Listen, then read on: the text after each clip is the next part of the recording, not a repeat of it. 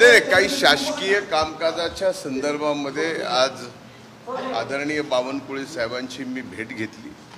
महसूल विभागाचे बीड जिल्ह्यातले आणि परळी विधानसभा मतदारसंघातले काही प्रश्न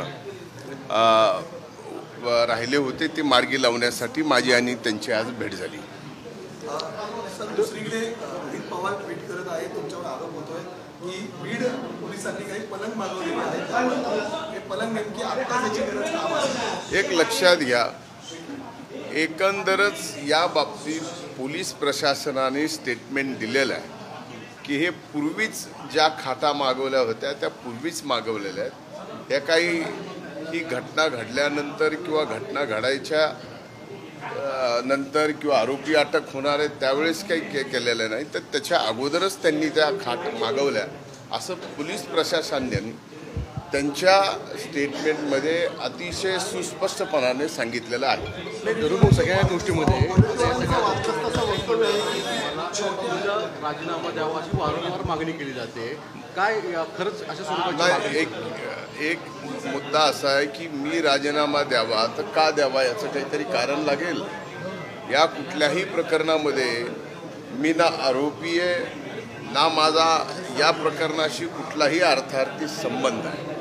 आता या प्रकरणामध्ये आऊचा भाऊ करायचा आणि कुणाचा तरी राजीनामा मागायचा अशा पद्धतीनं माझा राजीनामा काही जण मागतायत, त्यांचं मागण्याचं समाधान आहे खूप आहे।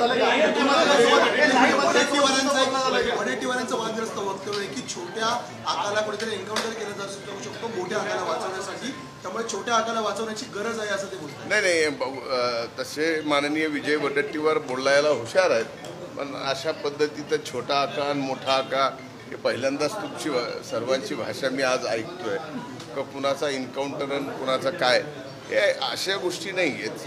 एक तर पोलीस प्रशासन CID हे अतिशय व्यवस्थितपणानं तपास करते आहे।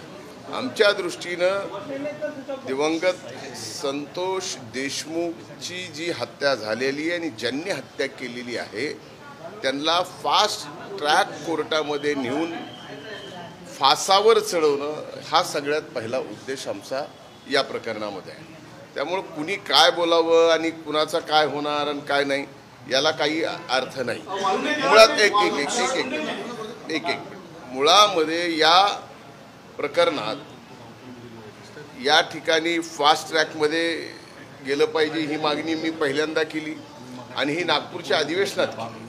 त्यामुळं लगेचच चार्जशीट या ठिकाणी राहिलेले जे काय आरोपी आहेत ते अटक करून लगेचच चार्जशीट दाखल करावी आणि फास्ट ट्रॅक कोर्टामध्ये या हत्येकरांना फाशीची शिक्षा मिळावी।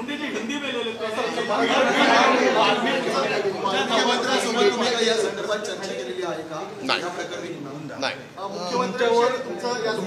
तुमच्याकडे व्यक्तिगत वाल्मिक कराड आणि तुमचे जवळचे संबंध आहेत, जर तुम्ही मंत्री म्हणून राहिला तर या तपासावरती दबाव येऊ शकतो असं विरोधकांचं म्हणणं आहे, त्यामुळे तुम्हाला मंत्रिमंडळातून बाहेर काढा अशी त्यांची मागणी आहे। या मागणीकडे कसं पाहता? एक लक्षात घ्या, म्हणूनच हा तपास CID कडे दिलेला आहे।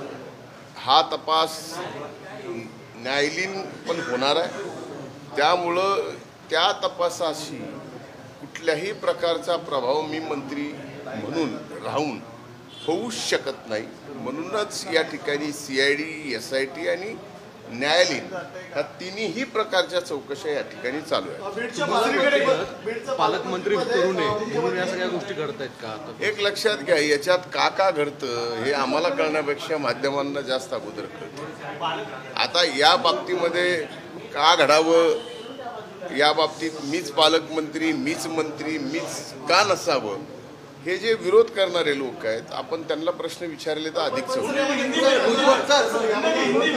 सर्वपक्षीय आमदार एकवटतात, त्याचं नेमकं मुख्य कारण काय? एक लक्षात घ्या की सर्वपक्षीय आमदारांनी एकवटावं, या हे एकवटणं एका निर्गुण हत्येच्या बाबतीमध्ये झालेलं आहे। त्यामुळे ते काही चुकीचं झालं असं मला म्हणता येत नाही, कारण ती घटना अतिशय दुर्दैवी आहे आणि त्या घटनेमध्ये जे कोण दोषी असतील त्यांना फाशी व्हावी हीच भूमिका तिथं सर्वांची। नाही, आता मला कोण म्हणलं माहीत नाही, पण बिन खात्याचं मंत्री कसं ठेवता येतं शासनाने त्यांच्याकडनं पूर्णपणानं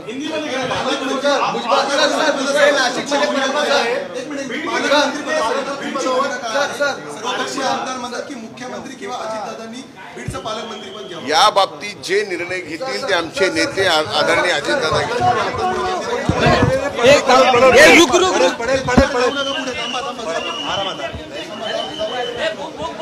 वायर का बुआ वायर काढा बुआ एबीपी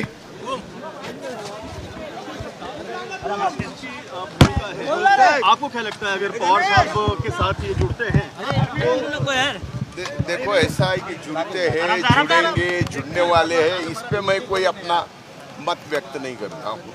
उस दिन आदरणीय अजीत दादा साहब ने आदरणीय पवार साहब की उनके जन्मदिन पे मुलाकात ली. क्या